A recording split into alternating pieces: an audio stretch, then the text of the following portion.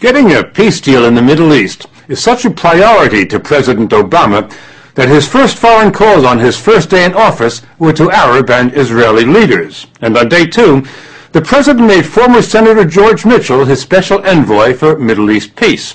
Mr. Obama wants to shore up the ceasefire in Gaza, but a lasting peace really depends on the West Bank, where Palestinians had hoped to create their state. The problem is, even before Israel invaded Gaza, a growing number of Israelis and Palestinians had concluded that peace between them was no longer possible, that history had passed it by. For peace to have a chance, Israel would have to withdraw from the West Bank, which would then become the Palestinian state. It's known as the two-state solution. But while negotiations have been going on for 15 years, hundreds of thousands of Jewish settlers have moved in to occupy the West Bank. Palestinians say they can't have a state with Israeli settlers all over it, which the settlers say is precisely the idea. Daniela Weiss moved from Israel to the West Bank 33 years ago. She's been the mayor of a large settlement. I think that settlements prevent the establishment of a Palestinian state in the land of Israel. This is the goal and this is the reality. Though settlers and Palestinians don't agree on anything, most do agree now that a peace deal has been overtaken by events. Dr. Mustafa Barghouti is a former candidate for Palestinian president. While my heart still wants to believe that the two-state solution is possible, my brain keeps telling me the opposite because of what I see in terms of the building of settlements. So in a way, these settlers are destroying the potential peace for both people that would have been created if we had two-state solution. And he told us Israel's invasion of Gaza, all the death and destruction, convinces him that Israel does not want a two-state solution. I am very worried that what Israel has done has furthered us much further from the possibility of two-state solution. Palestinians had hoped to establish their state here on the West Bank, an area the size of Delaware. But Israelis have sliced it up with scores of settlements and hundreds of miles of new highways that only settlers can use. Palestinians have to drive or ride on the older roads. When they want to travel from one town to another, they have to submit to humiliating delays at checkpoints and roadblocks. There are more than 600 of them on the West Bank. Why do the Israelis have so many checkpoints? I think the main goal is to fragment the West Bank.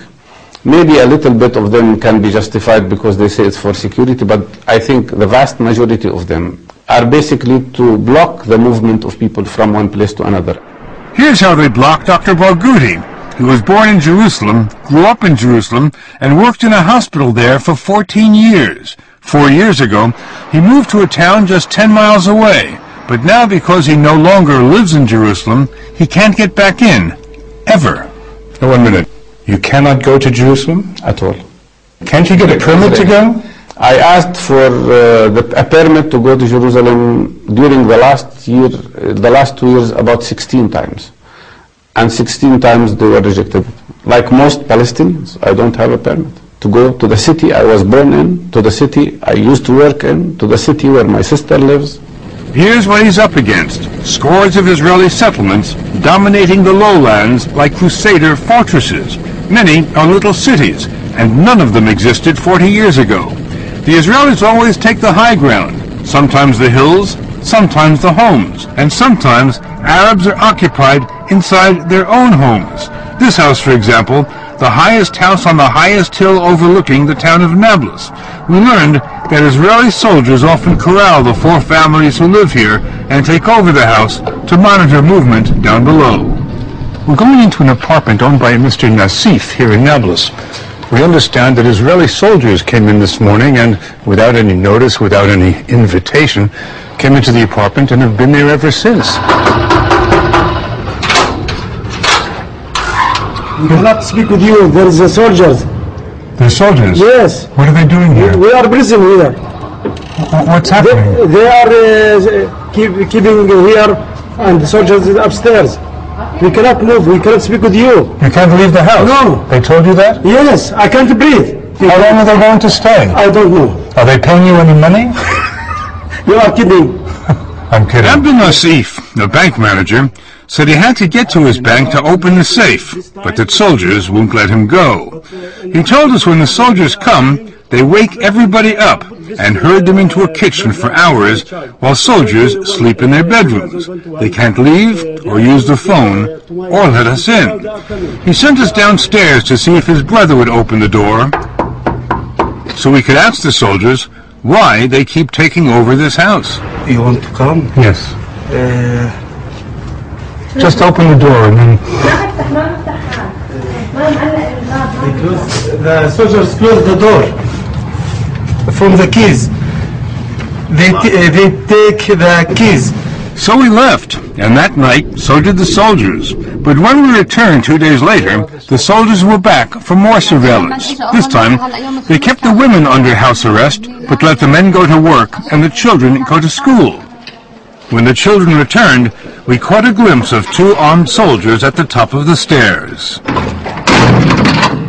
Then more children came home, but the soldiers wouldn't open the door again. They say if you don't go back behind the wall, the children will not enter the house. But this is where the children live. Yeah, but you need to go away from the door so I can let the children come in, okay? Who are you? He's a commander here. He's the commander here. Yeah. Can we talk to you? No. Well, we're talking to you now. Why don't you tell us what you're doing here? Have you lost your voice? Well, they've closed the door now. They've closed the window. So I guess if the children are going to get home, we have to leave. So that's what we'll do. An army spokesman told us the soldiers use the Nassif's house for important surveillance operations. The Nassifs told us the soldiers usually stay for a day or two, always coming and going in the middle of the night. When they do go, the Nassifs never know when they'll be occupied again. It could be tomorrow, next week, or next month. The only certainty, they say, is that the soldiers will be back. Another crippling reality on the West Bank is high unemployment. Now